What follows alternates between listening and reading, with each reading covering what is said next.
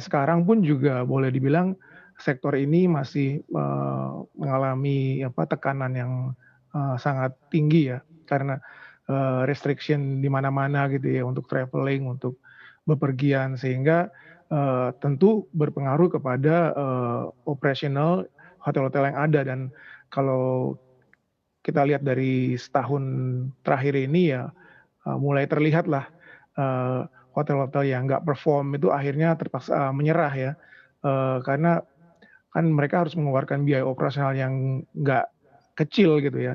Nah, sementara nggak ada pemasukan ya mungkin akhirnya, tidak ada cara lain bagi pemiliknya untuk melepas aset-aset mereka gitu.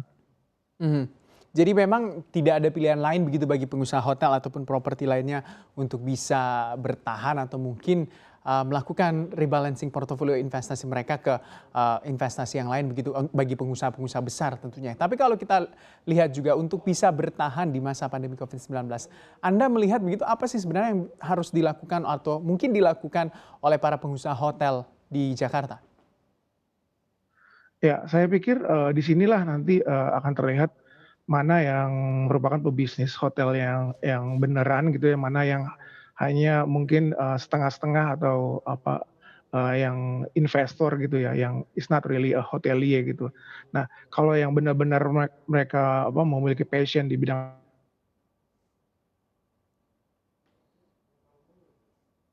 untuk, berusaha bisa survive dalam kondisi krisis seperti sekarang ini. Nah, sementara buat orang-orang yang mungkin, kebanyakan sih kalau saya lihat ya perusahaan-perusahaan kecil ya, bukan bukan perusahaan hotel besar, perusahaan besar yang memakai branded hotel yang, established ya. Kebanyakan yang, boleh dibilang, nggak perform itu adalah hotel-hotel kecil yang ya pemiliknya juga mungkin, nggak 100% terjun di bisnis ini sehingga, usaha yang dilakukan juga mungkin kurang maksimal ya. Kalau misalnya saya pikir sih ada beberapa sejumlah cara lah ya untuk mengatasi dari kondisi keterpurukan akibat pandemik ini ya. Jadi, seperti kita tahu kan, sekarang ini, banyak tren staycation, lalu juga, eee eee, keinginan orang-orang untuk, berkumpul atau menikmati fasilitas hotel di kotanya itu juga kan masih besar ya, sehingga, mungkin bisa dipikirkan, berbagai macam event gitu ya, atau promosi yang membuat orang itu, mau menginap di hotel, walaupun mungkin judulnya bukan liburan keluar kota ya, tapi, ya sekedar menikmati, suasana yang berbeda dengan rumah. Saya pikir hal seperti itu tuh, banyak dan bisa ditangkap gitu oleh hotel-hotel yang ada, tapi kembali lagi tergantung kepada pengelolanya gitu, pemiliknya. Apakah mereka memang benar-benar,